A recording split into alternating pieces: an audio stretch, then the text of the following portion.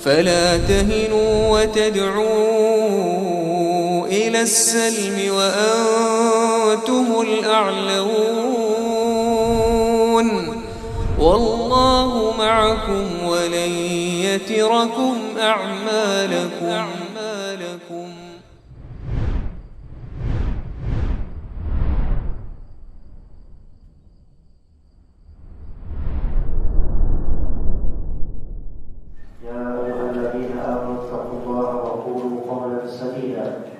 يصلح لكم أعمالكم ويغفر لكم ذنوبكم ومن يطع الله ورسوله قد فاز فوزا عظيما فإن أصدق الحديث كتاب الله وخير الهدي هدي محمد صلى الله عليه وسلم وشر الأمور محدثاتها وكل محدثة بدعة وكل بدعة ضلالة وكل ضلالة في النار. Amma ba'd.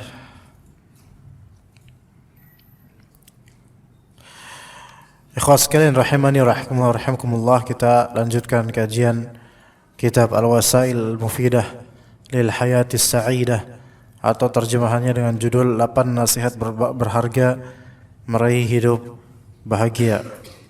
Dan di wasilah yang keempat, di bulan lalu kita hanya membahas judulnya saja, melainkan insyaallah pada kali ini kita akan membahas esensi dan isi dari wasilah keempat ini, yaitu usaha dan doa. Dikatakan dalam kitab terjemahan, termasuk hal-hal yang dapat mendatangkan kesenangan dan menghilangkan kesedihan adalah berusaha menghilangkan faktor yang menyebabkan kesedihan tersebut dan berusaha mencari faktor yang dapat mendatangkan kesenangan yang diinginkan. Intinya di sini kalimat ini adalah ikhtiar. Kalau ingin mendatangkan kesenangan atau menghilangkan kesedihan, ikhtiar. Hilangkan faktor kesedihan dan ikhtiar mencari faktor kesenangan. Jadi ikhtiar itu syar'i, ikhtiar itu sesuatu yang disyariatkan, masyru'. Usaha itu masyru'. Jika usaha tersebut diniatkan sebagai ibadah, maka dia berpahala. Jika ikhtiar tersebut tanpa ada niatan ibadah, maka Allah akan membalas kebaikan ikhtiar di dunia tanpa di akhirat. Jadi ikhtiar, usaha itu ada dua. Usaha yang diperbolehkan ada dua macam dari segi niatan. Yang pertama, usaha yang diniatkan sebagai ibadah, maka itu akan Allah berikan ganjaran dunia dan akhirat sebagai pahala. Dan yang kedua, usaha yang diperbolehkan oleh syariat tapi tanpa adanya niatan ibadah, maka ini hanya Allah berikan ganjaran kebaikan di dunia saja, mungkin berupa materi atau mendatangkan hal yang dia inginkan, tapi di akhirat tidak memiliki apa-apa. Innamal a'malu binniyat wa innamal likulli imri'in ma nawa. Sesungguhnya amalan-amalan tergantung pada niatnya, dan sesungguhnya setiap insan itu akan mendapatkan ganjaran sesuai niatan dia. Kalau dia tidak memiliki niatan, maka tidak ada ganjaran akhirat. Tapi jika dia memiliki niatan sebagai ibadah, maka dia mendapatkan ganjarannya. Misal, contoh dalam masalah ikhtiar yang tanpa niat atau dengan niat ini. Seseorang bekerja pagi, berangkat pagi, bekerja sampai pulang sore hari, bahkan malam hari. Taib, apa niatan dia di situ? Cuman bekerja doang. Berarti tidak ada niatan sebagai kewajiban atau niatan ibadah lillahi ta'ala. Maka dia akan mendapatkan kebaikan Allah di dunia, seperti dapat gaji, dapat workmate, teman kerja yang baik, disenangi bos karena kerjanya baik, tepat waktu. Itu semua adalah ganjaran duniawi yang Allah berikan pada orang yang baik dalam ikhtiar bekerja. Tapi dia kan tidak ada nilai pahalanya, nggak ada nilai pahalanya. Sehingga ya di akhirat peluhnya dia itu tidak memberikan tidak memberikan ganjaran yang besar.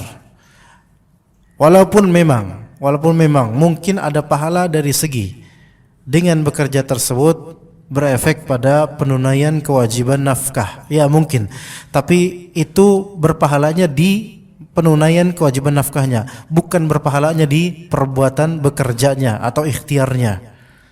Adapun ikhtiarnya khalas, nggak ada pahala di akhirat. Tetapi efek dari ikhtiar ini, karena dengannya dia memberi nafkah pada anak istri, maka dia mendapatkan pahala di menafkahi anak istrinya itu, bukan di perbuatan bekerjanya. Kira-kira bisa dibedakan ya ikhwan.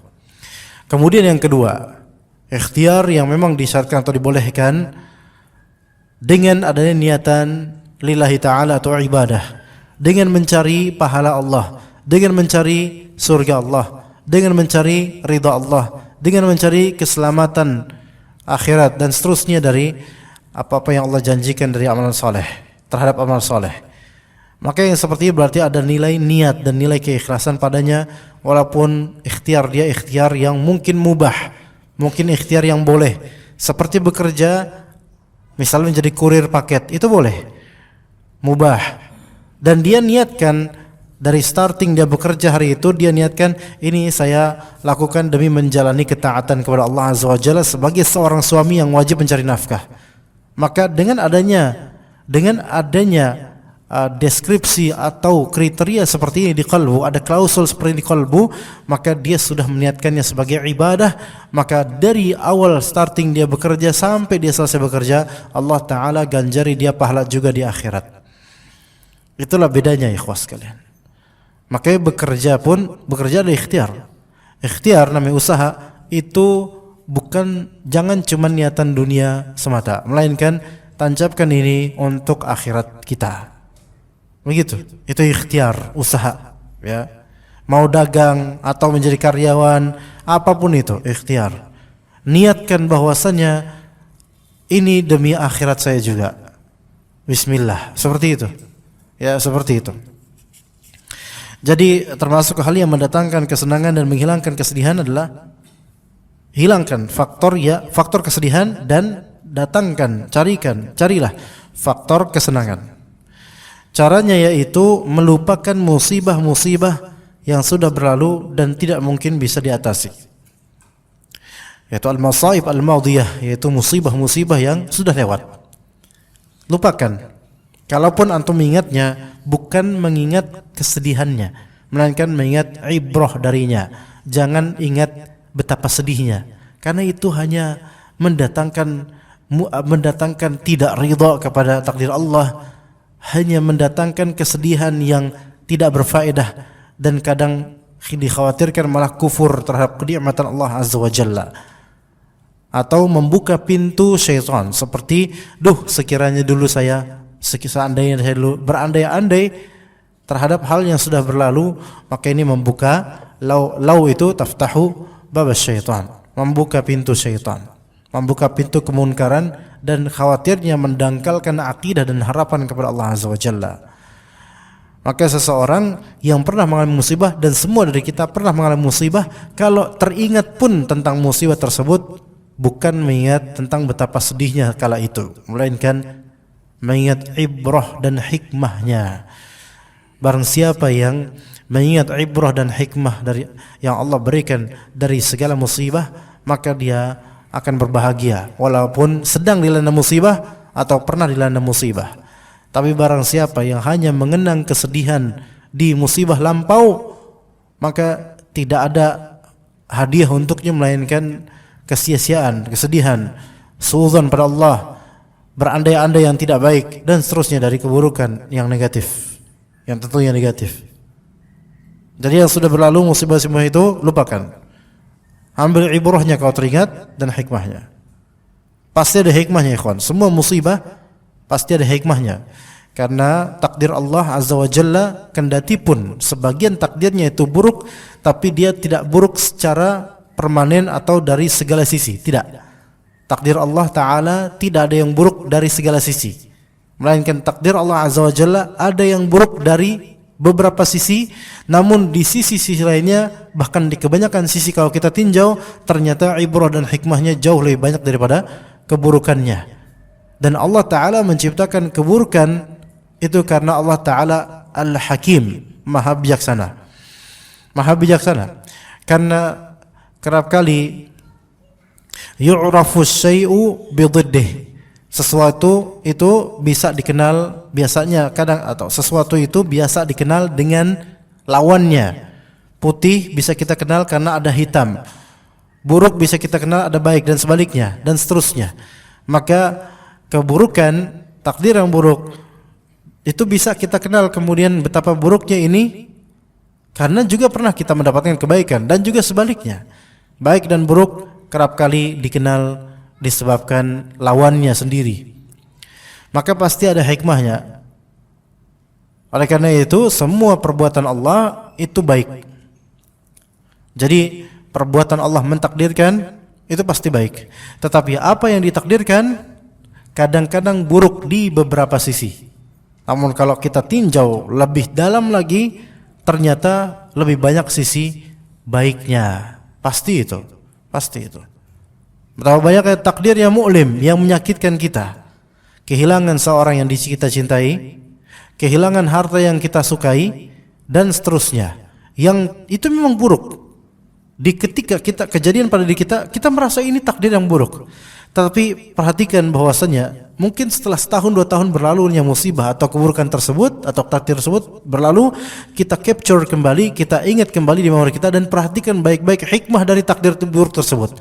Ternyata hikmahnya lebih besar daripada keburukan yang ada pada ketika itu.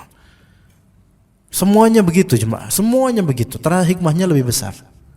Iya. Penyakit yang Allah timpakan kemudian kita sekarang sembuh misalnya. Semua pernah kena Covid di sini, ikhwan? Sepakat? Ada yang belum pernah kena? Anda merasa pernah semua, cuman nggak ngerasa aja, ya. Entah OTD, orang tanpa OTG, ya, OTG, atau memang sekarang sedang OTW, terserah. Tanpa gejala, pokoknya kena. Ada yang betul-betul sakit, masya Allah. Sekarang perhatikan, kalau kita mengingat penyakit ketika itu, pasti ada hikmahnya. Ada kenangan-kenangan yang serpihan-serpihan hikmah, yang ternyata kalau kita perhatikan hikmahnya lebih besar daripada keburukan penyakit itu. Coba aja, bukan hanya tentang Covid saja, apapun itu, atau saudara kita meninggal karena Covid, apapun itu, dari kehilangan kenyamanan, kehilangan saudara, kehilangan orang dicintai, kehilangan ini, semua itu ada hikmah yang lebih baik, lebih besar, lebih agung dibandingkan keburukannya. Maka melupakan musibah yang sudah berlalu dan tidak mungkin diatasi. Juga harus difahami bahwa menyibukkan fikiran dengan hal-hal tersebut adalah perbuatan sia-sia, tidak berguna dan gila, maksudnya tidak baik. Ya. Menyibukkan fikiran dengan musibah-musibah lampau itu adalah kebodohan, sia-sia. Kecuali kalau memang antum ngambil ibrah darinya, pelajaran ibrah, baik untuk pribadi di save supaya kedepannya lebih baik lagi, atau untuk bisa nanti diceritakan ibrah tersebut kepada orang-orang. Adapun kalau cuma mengenang musibah dahulu kayak gini-gini, ini enggak. Rata-rata coba kalau kita tahu lirik-lirik lagu Roman Picisan dan Broken Heart, itu kan rata-rata orang-orang yang kena musibah dilanjutkan dengan musibah berikutnya. Betul nggak ya kawan? Lagu-lagu Broken Heart itu loh, yang lagu-lagu patah hati itu loh, lagu-lagu apa Roman Picisan dan semisalnya, mengenang masa lalu dan seterusnya, kemudian putus atau mati kekasihnya, mengenang dengan gubahan lagu, ya digubah jadi lirik lagu. Wah, mengenang ya. Wah, dikenang-kenang ya. Apa hikmahnya enggak? Enggak ada di lagu mana mau barat, mau Indonesia, mau bahkan lagu Jawa kayak atau lagu apa, enggak ada setelah verse pertama kemudian chorus kemudian ini nanti di interlude-nya ada, kemudian setelah itu ada apa, di interlude-nya ada perkataan hikmahnya adalah, enggak ada. Enggak ada. Sebelum gitar solo kemudian bilang sebelum solo gitar kemudian ada kalimat Ini yang bisa kita petik hikmahnya. Semoga para pendengar lagu ini bisa mendapatkan ibrah dari ini semua. Enggak ada seperti itu. Karena apa? Hanya untuk mengenang masa-masa seperti itu, yang mana itu tidak ada faedahnya dan membuka pintu syaitan. Membuka pintu syaitan dan berandai-andai kemudian. Dengan demikian dia berusaha agar hatinya tidak lagi memikirkan hal-hal tersebut. Berusaha menghilangkan kegelisahan hatinya, kekurangan, perasaan takut atau yang lainnya berupa kekhawatiran yang dia bayangkan akan terjadi pada masa depan. Karena kerap kali seseorang ketika mengenang musibah lampau yang sudah selesai, syaitan kemudian membuat dia gelisah, membuat dia khawatir, takut, nanti gimana, trauma dan seterusnya. Maka seorang muslim enggak seperti itu. Kata Nabi SAW, al-muslimul qawiyyu ahabbu ilallahi minal muslimid dha'if. Muslim yang kuat itu lebih Allah cintai daripada muslim yang lemah. Muslim yang kuat diantara ciri-cirinya adalah dia tidak galau, tidak mudah galau dengan apa yang sudah berlalu dari takdir Allah yang tidak mengenakan dirinya. Iya, dia punya lembaran yang bersih sekarang. Kenapa dia harus kemudian membuka lembaran lampau yang kotor atau lembaran yang sudah usang? Udah nggak perlu lagi diingat kecuali ibrahnya. Berarti fokusnya di ibrah bukan di kenangan.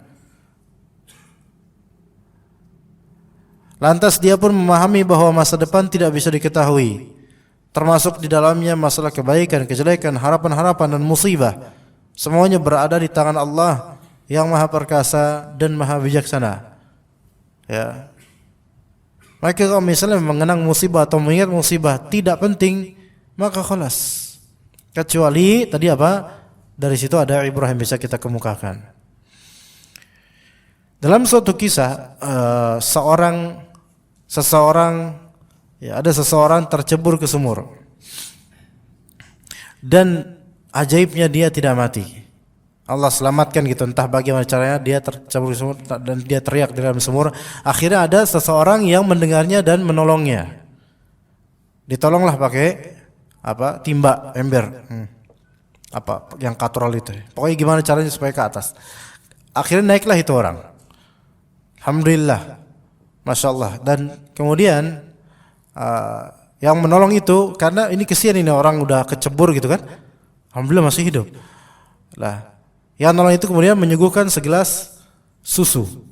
Tafadhol, ini susu buat antum, biar antum agak tenangan gitu minum atau susu. Akhirnya dia minum susu 1 gelas, khalas. Mungkin kehausan, padahal tadi di sumur tinggal minum tuh dia. Tapi kemudian minum susu segelas selesai. Nah, udah tenang, udah relax. Coba, kok bisa-bisanya antum itu masuk kecebur sumur, kok bisa? Gimana kok bisa? Gimana caranya kok bisa kecebur sumur? Akhirnya yang tadi kecebur sumur dan selamat itu, dia kemudian bilang, "Oh, jadi kronologinya begini, akhi. Begini kronologinya. Jadi ketika itu saya jalan, dia berjalan beneran menuju mendekati sumur, ternyata kepleset, jatuh lagi ke sumur, mati kemudian. Di kesempatan kedua, mati dia. Gara-gara apa ini? Mensketsakan musibah yang sebenarnya udah nggak perlu lagi dia lakukan ulang gitu loh. Ya, tapi memang takdir Allah ya Azza wa Jalla. Dan juga faedah lain dari ini yang lebih agung lagi adalah bahwasanya kata Nabi SAW, inna nafsa lan tamuta hatta tastakmila rizqaha.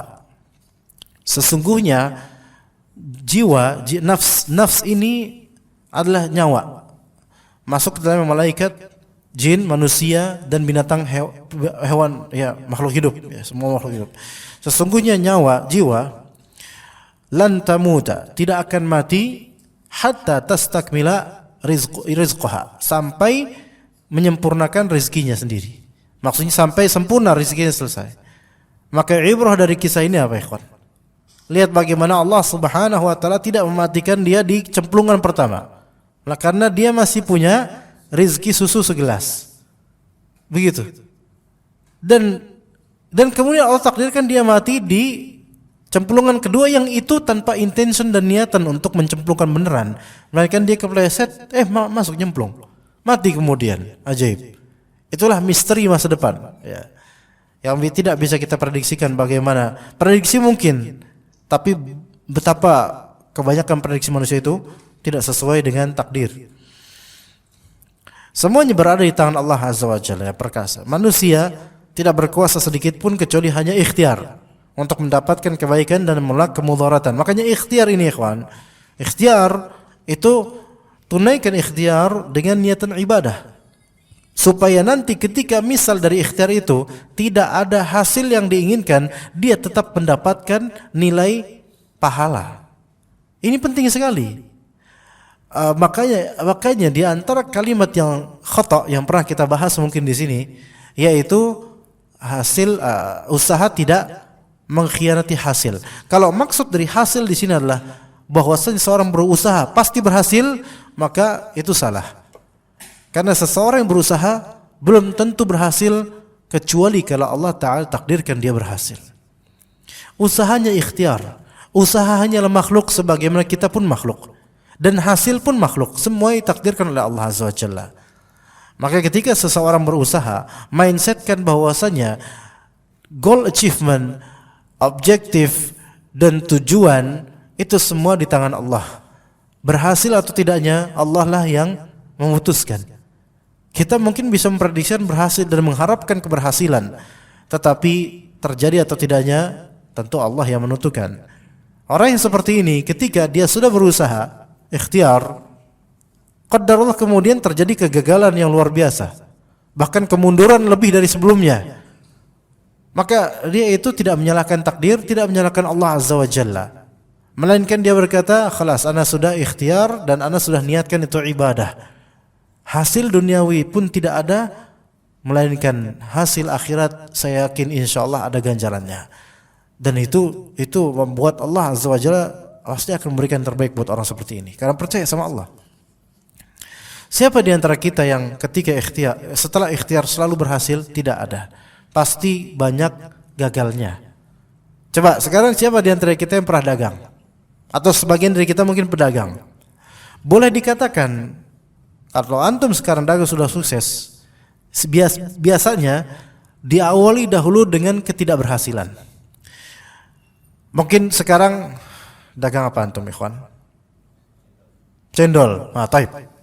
Dagangan cendol di Kaskus misalnya. Dagangan cendol misalnya. Dagangan cendol dan Masya Allah banyak kan konsumennya, masyhur misalnya, sukses lah. Belum tentu startnya dagang antum dulu cendol. Mungkin aja dulu antum berawal dari dimsum, tapi karena rasanya naudzubillah min dzalik, maka kemudian orang-orang tidak menginginkan dimsum antum.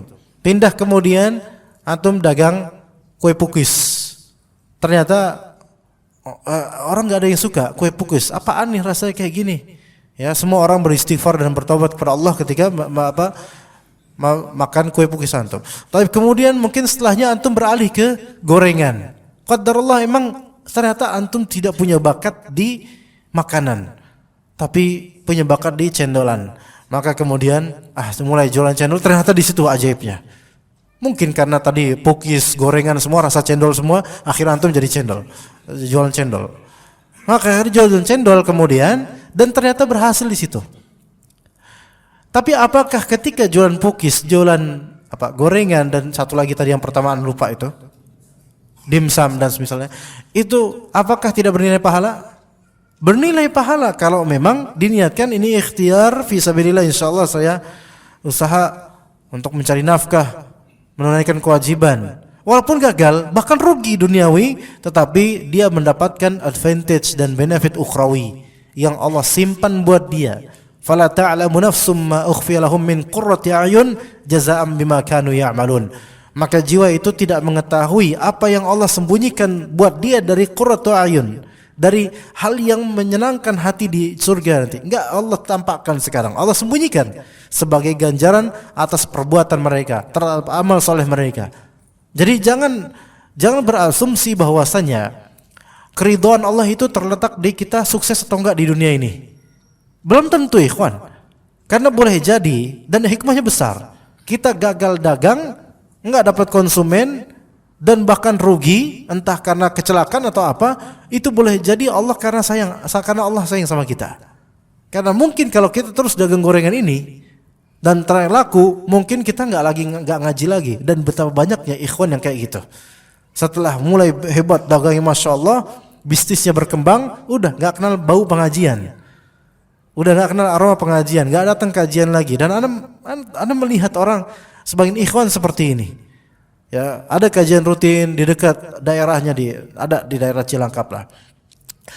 Dia awal-awal dia jualan ya pecel ayam, pecel lele biasa lah itu. Alhamdulillah ya, jual istiqomah jual. Datang ke kajian rumah, kemudian datang ke kajian di masjid.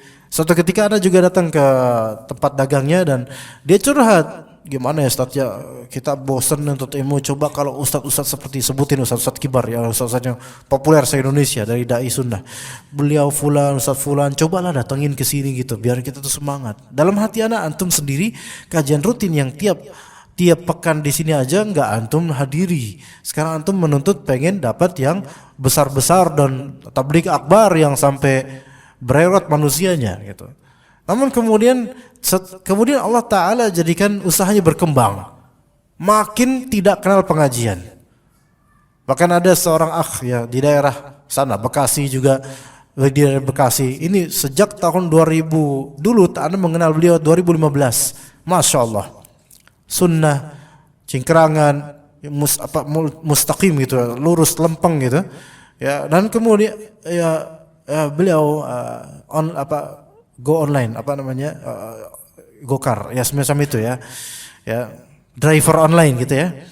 Dan ternyata alhamdulillah orderan ketika itu banyak ya, masya Allah.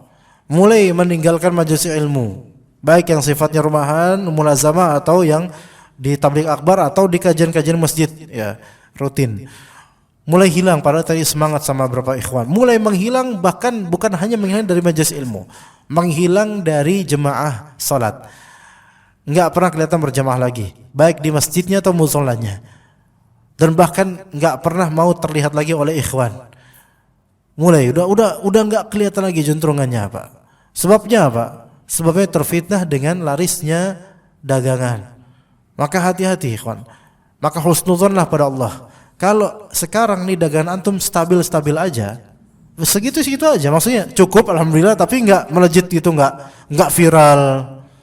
Kalau antum mau viral, antum jadi pesulap putih, insyaallah antum viral insyaallah. Jadi pesulap putih insyaallah viral. Nah, udah gitu-gitu aja. Sungguh Allah itu sayang sama antum. Husnudzon aja, Allah sayang. Karena sekiranya antum dikasih melejitnya keuntungan, antum bukanlah antum sekarang. Udah berbeda antum. Stylenya udah berbeda, gayanya udah berbeda, kemudian ucapannya, obrolannya udah berbeda, udah nggak mencium lagi orang masjid, mungkin bisa jadi kayak gitu ya kawan. Maka husnudzon pada Allah Azza wa Jalla. Ya. Nah, jadi kita hanya berusaha untuk mendapatkan kebaikan dan menolak kemudaratan. Dengan demikian seorang hamba mengetahui jika dia tidak merasa gelisah memikirkan nasibnya yang akan datang, bertawakal kepada Allah untuk memperbaiki nasibnya dan merasa tentram dengannya, maka hatinya akan tenang, kondisinya akan membaik dan akan hilang kesedihan dan kegelisahannya. Tapi ini butuh ikhtiar. Supaya bahagia butuh usaha. Orang kalau mau bahagia tanpa usaha, enggak bahagia dia, malah dia akan putus asa. Karena gerakan dan usaha itu bergerak, maksudnya berusaha, itu di situ ada nilai pahala dan ada nilai optimis. Ada nilai optimis. Kalau antum melihat got yang tidak mengalir, antum akan melihat dia mudah keruh. Maksudnya mudah keruh di sini, maksudnya kotoran itu numpuk gitu loh. Dan kalau antum melihat got yang mengalir deras, itu kotoran lebih cepat untuk pergi. Sekarang ketika seseorang tidak ada WC, tidak ada apa, dia mau BAB. Ada genangan yang tidak mengalir, satu, dan ada air sungai yang mengalir bahkan cukup deras. Kira-kira antum pilih mana? Jangan pilih toilet, kan nggak ada ketika itu. Genangan, terus tentu yang mengalir, ya kan? Tapi lihat-lihat di sini mengalirnya gitu. Jangan-jangan di sebelah sana ada yang lagi nyuci, kan repot nanti jadinya. Jadi tentu yang mengalir karena bersih, cepat bersihnya. Ya, cepat bersihnya. Maka ikhtiar untuk menghilangkan kegelisahan, kegalauan baik secara sosial maupun secara individual. Di antara contoh dalil-dalil dari Al-Quran, kata Allah Azza wa Jalla, wa idh qataltum nafsan fadara'tum fiha wallahu mukhrijum ma kuntum taktumun. Dan ingatlah ketika qataltum nafsan, seorang dari kalian. Jadi ini kisahnya di Bani Israel, ada 12 kabilah Bani Israel. Salah satu orang dari salah satu kabilah itu terbunuh. Ya, mati gitu kan. Tiba-tiba terlihat mati. Dia mati karena dibunuh, bukan mati sendiri, mati karena dibunuh. Maka hebohlah 12 kabilah itu dan saling menuduh satu sama lain. Ente pelakunya. Antum bukan, anak bukan. Oh, ribut itu. Fadaratum fiha, terjadi ikhtilaf dan musyajarah, mukhalafah dan seterusnya. Ribut itu. Satu suku itu, satu Bani Israel itu ribut semua. Saling menuding antara ini. Perpecahan terjadi 12 kabilah. Ya. Maka Allah Ta'ala mukhrijum ma kuntum taktumun. Allah adalah yang mampu untuk menampakkan apa yang selama ini kalian sembunyikan. Jadi segala kasus seberat apapun, sulit apapun ditampakkan, Allah itu maha kuasa dengan caranya. Tapi harus apa? Harus ikhtiar. Untuk mengetahui siapa ini yang membunuh. Semua saling tuding. Dan ada beberapa pembesar dari orang-orang Bani Israel yang tahu sebenarnya siapa pelakunya. Tapi ditutup-tutupin dengan kabar-kabar yang berseliweran antara mereka. Jadi persis dengan apa yang sering terjadi di negeri Wakanda. Ya. Nah kemudian apa yang diperintahkan oleh Allah Ta'ala ketika mereka bermusyajarah itu berselisih, saling gontok-gontokan. Nabi Musa alaihissalam berkata, Innallaha ya'murukum an tadhbahu baqarah. Jadi ketika mereka lagi marah-marahan gitu, saling tuding menuding, naik pitam dan urat mungkin keluar, apa yang kayak super saya itu loh, yang apa sih yang ya ada lambang Mazdanya gitu biasanya. Nah itu kemudian mereka marah saling satu sama lain itu. Tiba-tiba Nabi Musa menengahi, stop dulu. Kalau mau tahu siapa pelakunya, sesungguhnya Allah Ta'ala merintahkan kalian untuk menyembelih seekor sapi.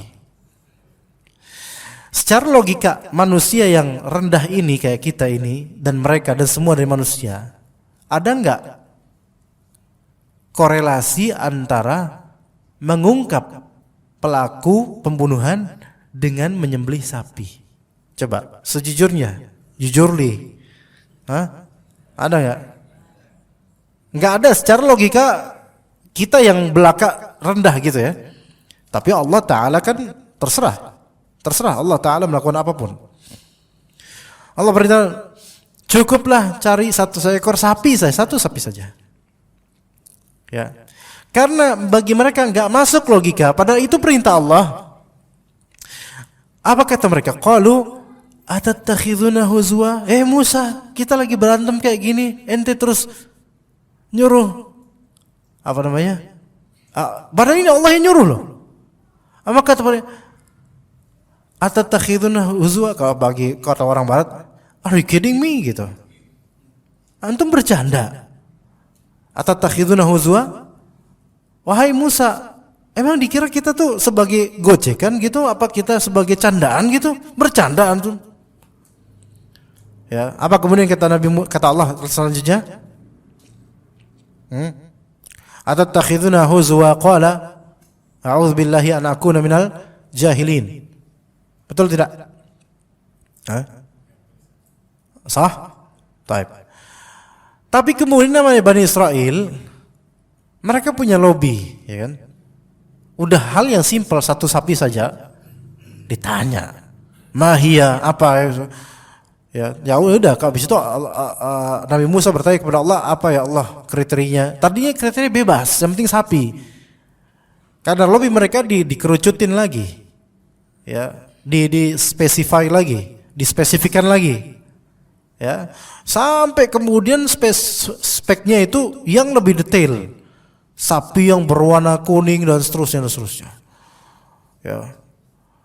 Hampir saja mereka tidak mendapatkannya, tapi alhamdulillah mereka dapat. Nah, pas mereka dapat, mereka kemudian diperintahkan menyembelihnya kan? menyembelihnya. Maka apa kata Allah? Faqul nadribuhu bi ba'dihha. Maka kami perintahkan kepada mereka, idribu bi ba'dihha. Pukullah mayit itu dengan salah satu anggota tubuh sapi itu yang telah mati. Ini para ulama beda pendapat, ada yang bilang kakinya lah, ada yang bilang bagian inilah. Pokoknya al-muhim dipotek salah satu bagian tubuhnya sapi itu, pukul mayit itu. Kadzalika yuhyillahul mauta wa yuriikum ayatihi. Maka begitulah caranya Allah Azza wa Jalla ingin memperlihatkan,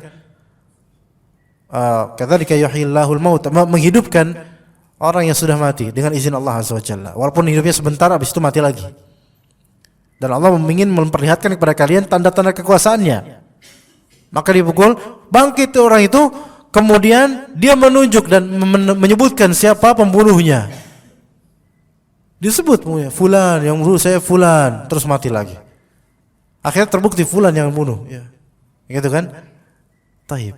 Sebenarnya Allah Ta'ala maha mampu enggak kalau mengungkap langsung segera gitu? Mampu. Tetapi Allah Ta'ala menginginkan adanya ikhtiar. Gitu, ikhwan. Sekarang di antara antum yang mungkin bingung masalah SPP anak, ya, apalagi anaknya bererot banyak ya, bingung. Antum mau open donasi malu, ntar ditahdzir lagi, ya kan? Mau diem nggak mungkin, dan seterusnya. Gimana? Sebenarnya Allah mudah nggak kasih antum uang sebanyak apa? Mudah sekali. Tapi Allah ingin melihat antum tuh ikhtiar. Dan dengan ikhtiar itu justru antum dapat pahala. Jadi sebenarnya ujian, kesulitan itu tuh dibalik itu hikmahnya pahala yang besar. Ya. Ada di ayat Allah Azza wa Jalla,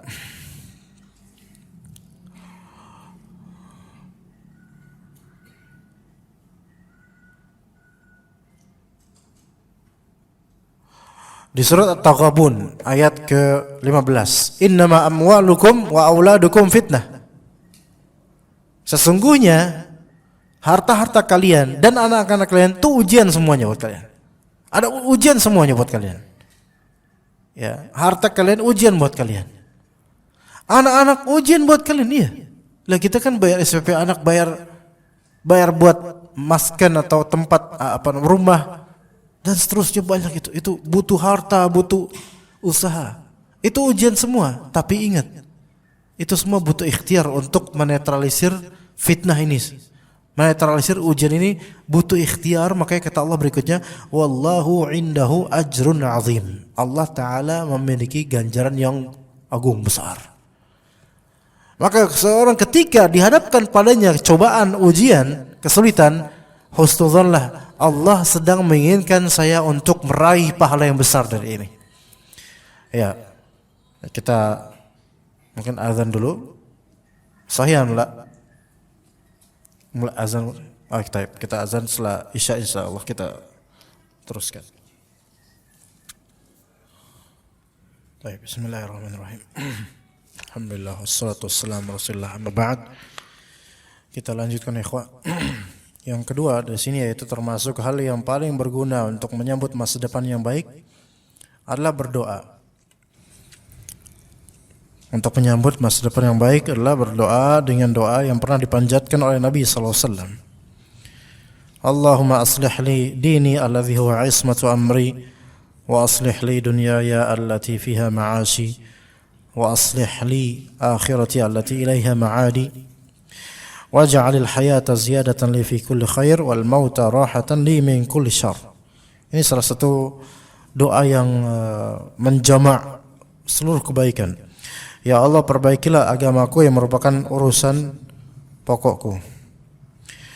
Perbaikilah duniaku yang di dalamnya terdapat kehidupanku. Perbaikilah akhiratku yang kesanalah tempat kembaliku. Jadikanlah kehidupan ini tambahan bagiku di dalam setiap kebaikan, dan jadikanlah kematian itu keterlepasan bagiku dari setiap keburukan.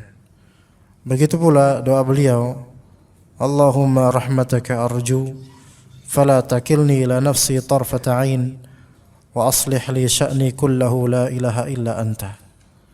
Ya Allah, saya mengharapkan rahmat-Mu, maka janganlah Engkau pasrahkan urusan saya pada diri saya sendiri walau hanya sekejap mata, dan perbaikilah urusan saya semuanya, dan tiada yang berhak disembah melainkan Engkau.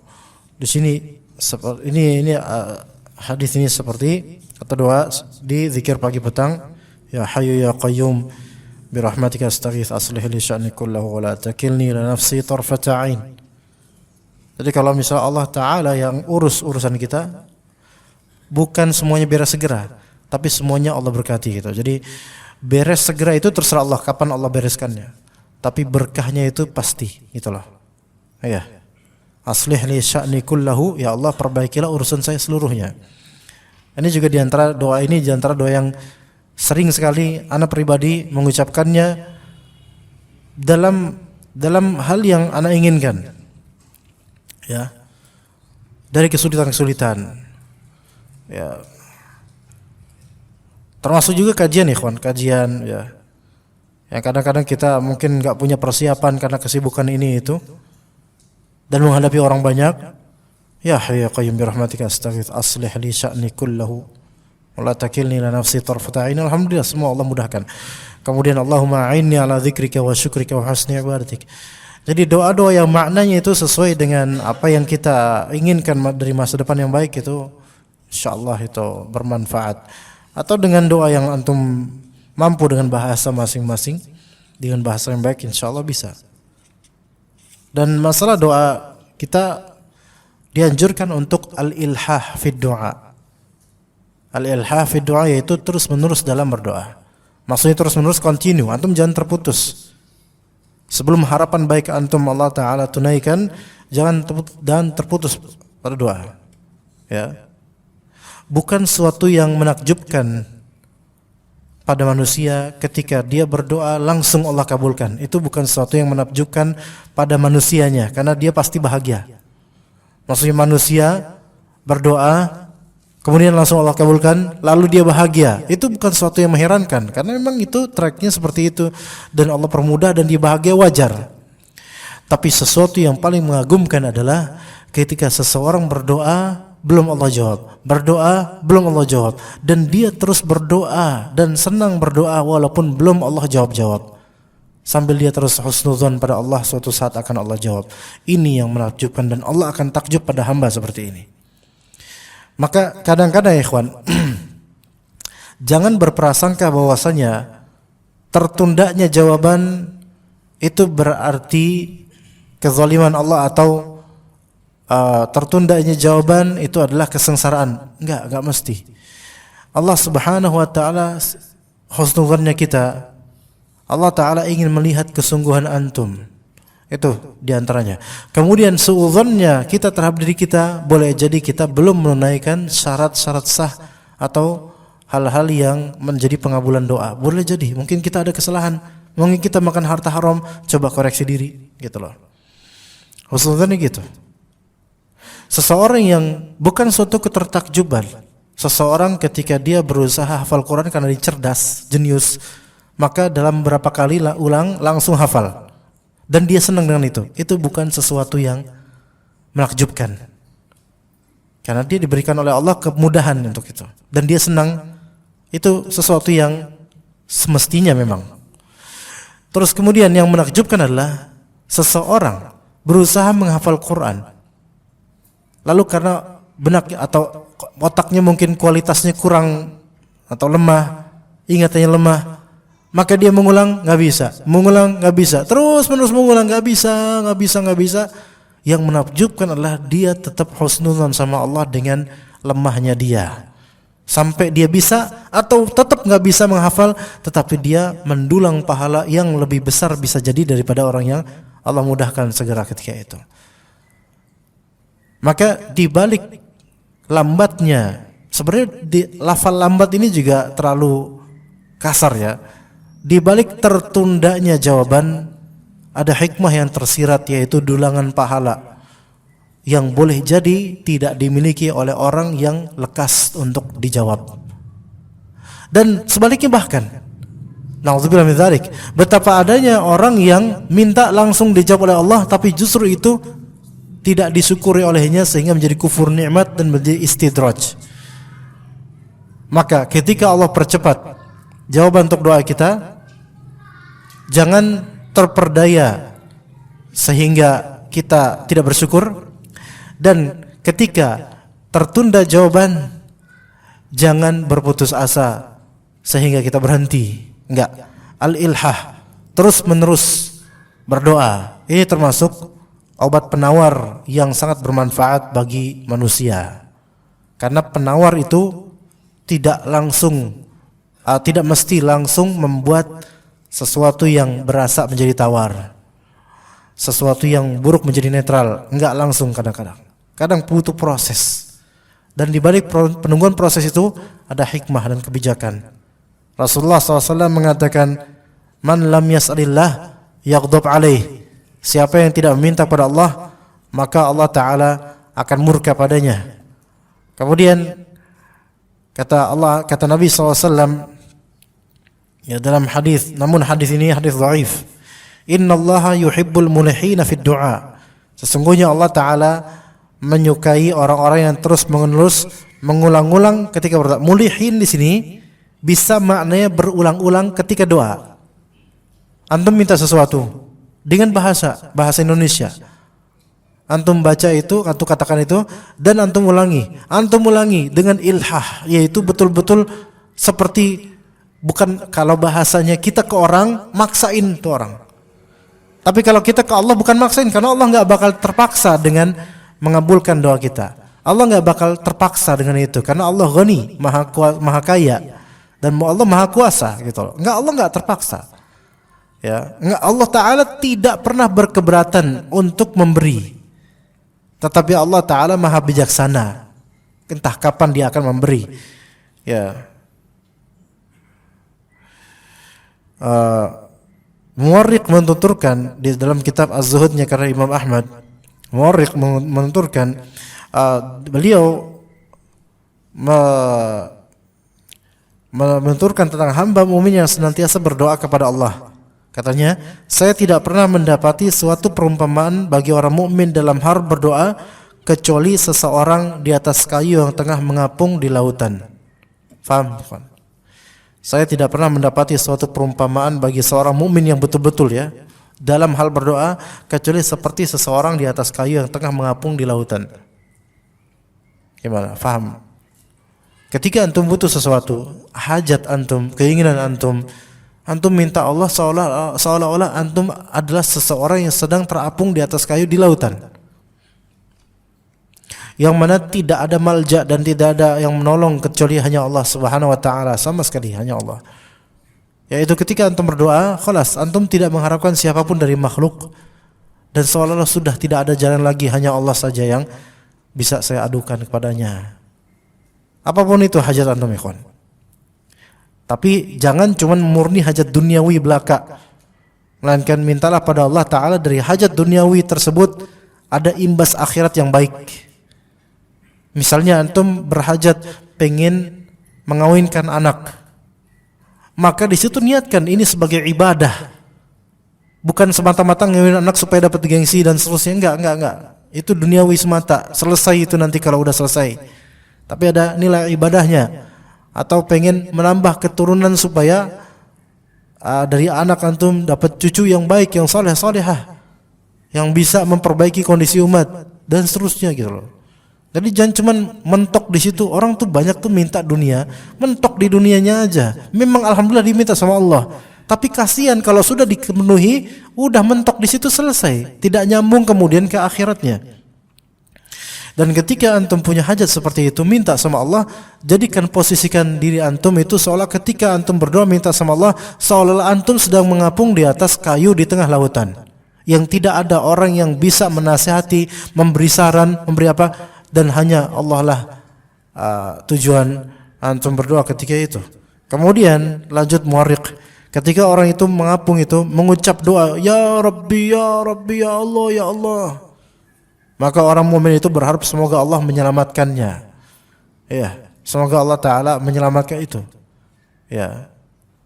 Dan itu bisa di kesendirian, dan itu yang lebih afdal, atau di keramaian ketika orang-orang tidak peduli dengan diri antum. Ya, misalnya di keramaian depan Ka'bah misalnya, di Masjidil Haram, orang banyak lalu lalang tawaf, antum minta sama Allah, orang nggak peduli dengan suara antum, karena mereka juga sibuk dengan doanya masing-masing. Minta sama Allah, minta sama Allah, ya Allah, ya Allah. Ya, maka insya Allah itu akan semakin memperkabulkan doa kita insya Allah.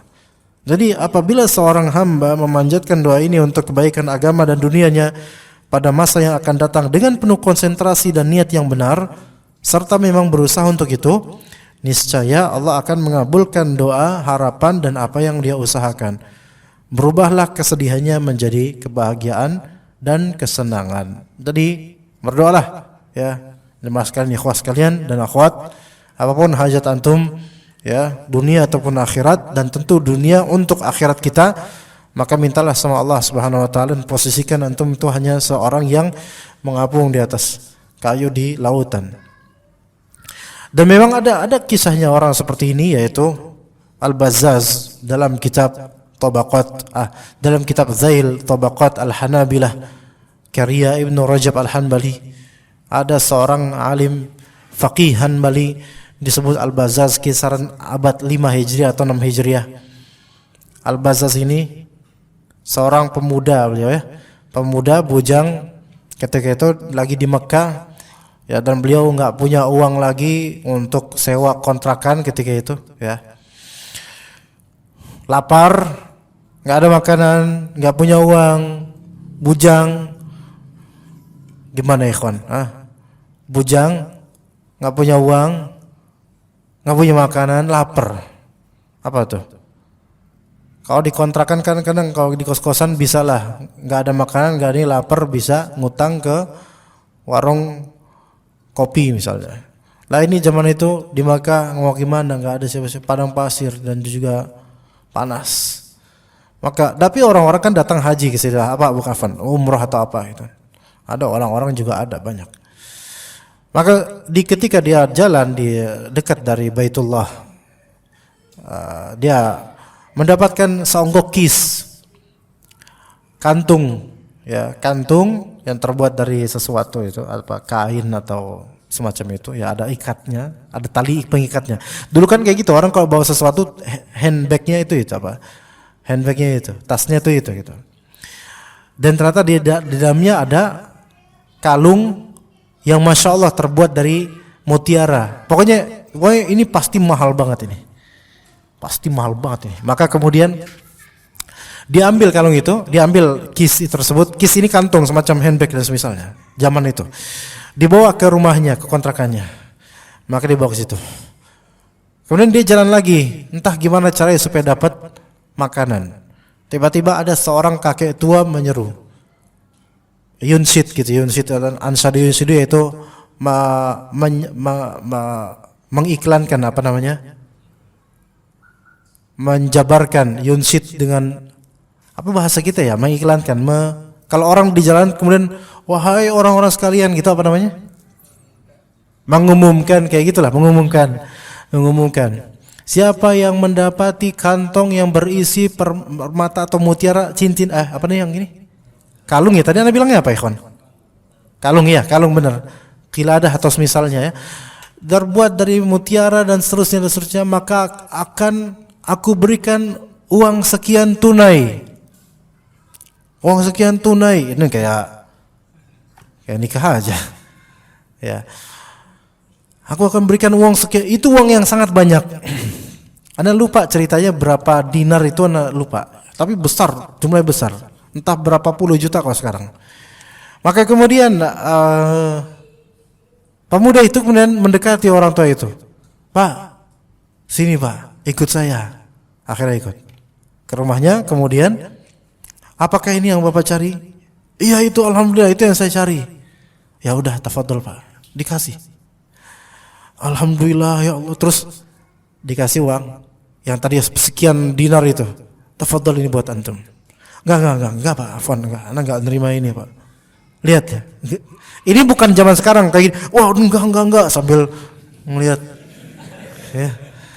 Waduh, enggak, jangan. Sambil cara ini jangan-jangan ada kamera, jangan dia di prank nih jangan-jangan kan. Kalau sekarang susah ya. Enggak, ini memang tulus, enggak. Karena enggak berhak untuk mendapatkannya Pak Afwan, enggak berhak mendapatkannya. Enggak apa-apa, ini hak antum, ini emang Anda sayembara tadi seperti itu. Enggak. Masya Allah, akhirnya berpisah mereka. Dan itu menolak seperti itu, uang bisa puluhan juta ikhwan, atau ratusan juta mungkin. Itu menolak dalam keadaan bujang, lapar siang hari, nggak punya duit. Bisa kayak gitu ikhwan. Mungkin nggak ada orang tabah itu, mungkin jarang sekarang ya, Masya Allah. Taib. Suatu ketika pemuda ini Al-Bazzaz namanya, Al-Bazzaz sebutannya, mengarungi lautan, ya. Pengen safar mengarungi lautan, dan dia punya ilmu, seorang ahli fikih dia, walaupun pemuda, mengarungi lautan di sebuah kapal gitu bersama penumpang lainnya.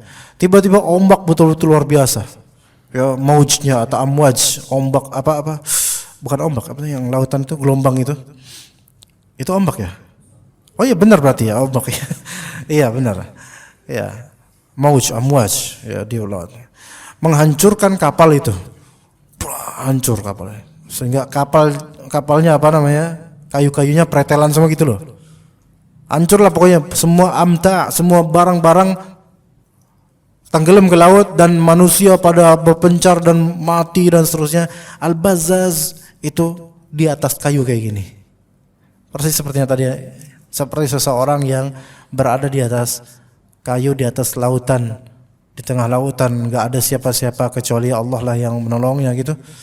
Al-Bazzaz seorang, semua orang sudah mati, halakan nas dalam riwayatnya, orang-orang sudah mati semua, kemudian al-amwal, al-amta, semua mati semua. Semua hilang udah. Enggak ada lagi kecuali dia dengan sebatang kayu itu. Kayu kapal yang cuman segini doang itu. Udah gitu doang deh di lautan, tengah lautan ikhwan. Maka suatu ketika akhirnya dia minta sama Allah kemudian keselamatan dengan itu di tengah lautan. Akhirnya ketemulah sampai terombang-ambing menuju ke suatu pulau. Akhirnya ke pantai dia, dan dia memasuki pulau tersebut, dan ternyata ada kampung di situ. Masya Allah, ada kampung. Betapa nikmat dari kampung. Dan ajaibnya itu kampungnya Muslim gitu. Nggak tahu nggak disebutkan di pulau apa itu di Arab. Kampungnya Muslim. Orang-orang ada masjidnya bahkan. Ya, ini bukan cerita horor mistis yang kemudian ternyata halu dan enggak, ini sahihan. Diriwayatkan oleh para ulama dengan sanad ini. Ke kampung itu kemudian dia akhirnya kan tinggal di masjid, stay di masjid dia. Ya, stay di masjid. Ya, kemudian dia membaca Al-Qur'an, ya. Orang-orang kampungan ketika lihat nih siapa ini orang pemuda asing, ketika mendengar si Al-Bazzaz, sang Al-Bazzaz ini membaca Quran, orang-orang terkesima.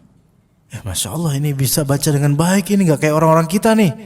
Ditanya, apakah engkau bisa baca Quran? Iya. Bisakah engkau mengajarkan kepada kami Al-Quran? Bisa. Akhirnya disewalah pemuda itu, disewa dia, dikontrak, disewa. Tafadhol, kami akan memberikanmu upah supaya ma'isyah,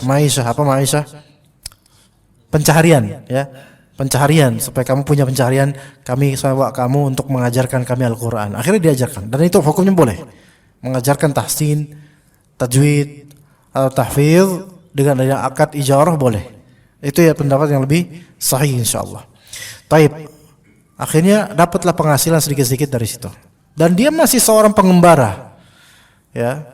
Nggak punya siapa-siapa di situ, dan asing dia, stranger gitu. Nggak ada siapa-siapa, nggak punya siapa-siapa dari keluarga. Ngajarin mereka Al-Quran. Taib. Ada charger nggak? Ada. Bisa tolong nggak?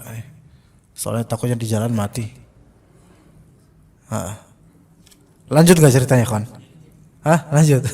Giliran cerita antum melek. Nah kemudian sampai mana itu tadi? Ma'isyah mulu, mentang-mentang antum kesulitan ma'isyah atau gimana nih ma'isyah? Enggak, kayaknya bukan ma'isyah ya. Ya enggak ada. Ya dia ngajar, taib, ngajar. Jadi warga bapak-bapak kampung tersebut itu muridnya, kemudian murid tahfidz, murid tajwid tahsinnya. Jadi guru tahsin beliau. Ya.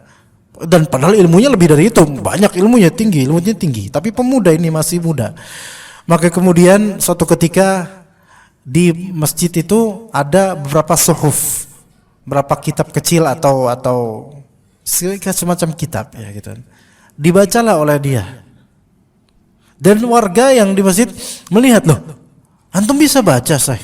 Iya, anda bisa baca. Masya Allah. Bisakah antum mengajari anak-anak kami untuk membaca? Oke, bisa, dikontrak lagi, tambah lagi penghasilannya. Iya gitu. Jadi kalau antum mau menambah penghasilan, antum terombang-ambinglah di lautan.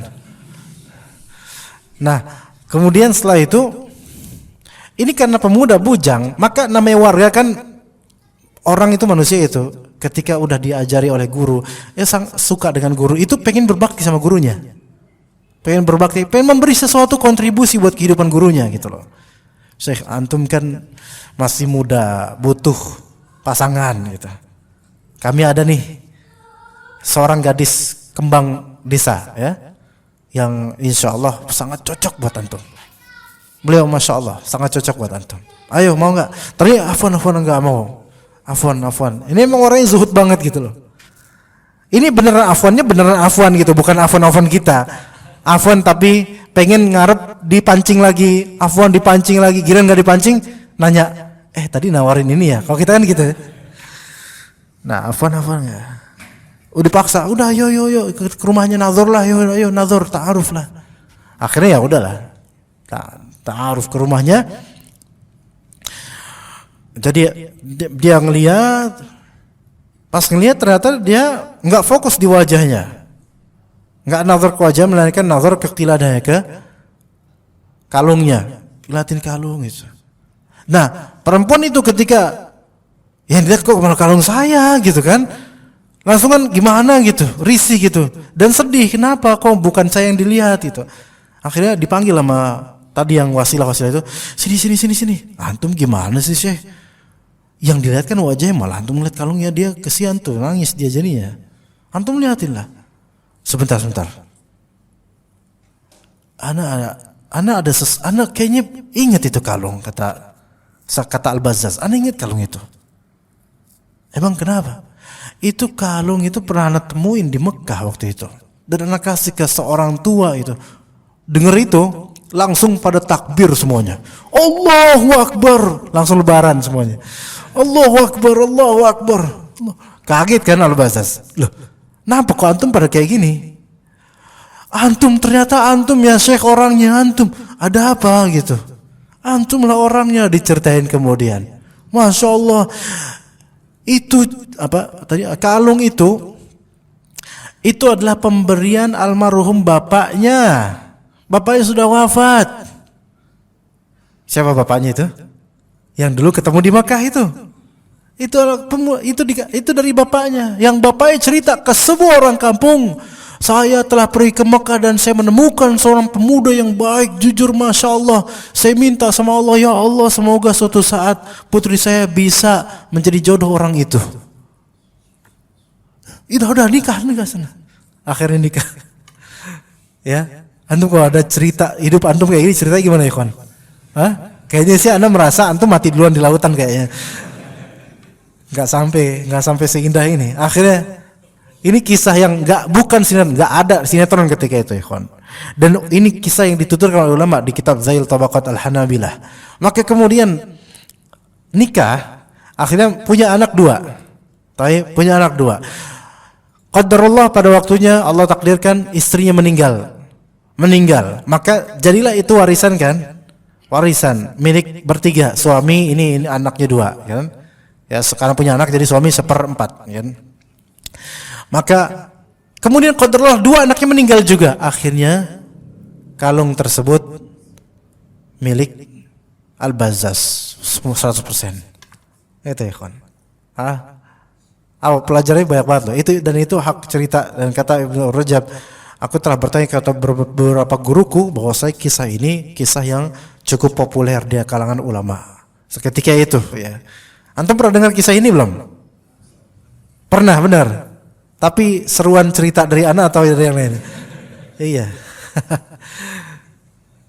Iya, karena ada sedikit ngebully-bulinya juga kalau Anda cerita ya. Jadi Masya Allah, seandainya sekarang ada seseorang kisahnya seperti itu, masuk podcast Deddy Corbuzier itu, Insya Allah. Iya. Tapi nggak ada sekarang cerita kayak gitu. Mungkin bakal ada, Allah alam, mungkin ada yang lebih indah daripada itu.